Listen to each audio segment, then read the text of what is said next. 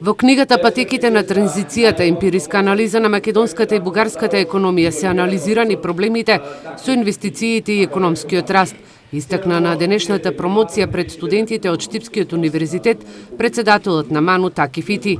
Тој забележа дека оваа книга има висока релевантност за Македонија, бидејќи во неа на многу комплексен и студиозен начин и со примена на научна методологија детално се истражени изворите ограничувачките фактори на економскиот раст и развој на Македонија, како и назначењето на институциите за димензионирање на економскиот раст и развој.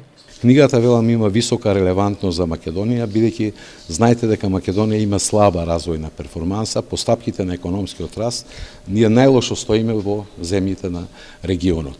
Оваа книга и тие заклучоци што се внатре поместени, мислам дека може да биде многу добра, солидна основа и да им послужи на соодветните институции, пред се на владата и на ресорните министри, за креирање на политики за поттикнување на економскиот раст и развој. Ние како универзитет во континуитет ги поддржуваме соработките со МАНУ и сето она што произлегува од МАНУ во делот на интеграциите на високото образование и науката, и мислам дека и понатаму ќе го правиме во насока на тоа да МАНУ биде репрезент на македонската наука и уметност. Председателот на МАНУ Фити истакна дека оваа книга е реализирана како меѓународен проект меѓу МАНУ и БАН, а автори на книгата се академик Гоце Петрески од МАНУ, универзитетските професори Дарко Лазаров од економскиот факултет во Штип и Оливера Костуска од економскиот факултет во Прилеп. Авторите на книгата велат дека целта беше да се диагностицираат патеките по кои се движат македонската и бугарската економија од почетокот на транзицијата до денес.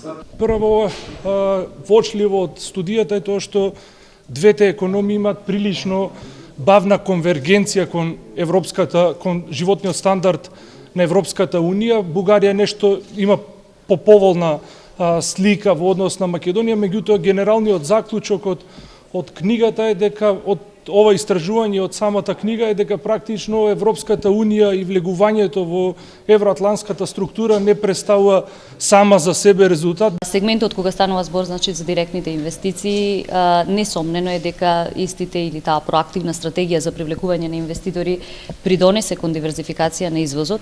Меѓутоа, она што е важно е тоа дека можеби тоа ќе влие врз екстерна одржливост на краток рок, но во секој случај нема да представува доволен услов за да добиеме разменлив, еластичен сектор на долг рок.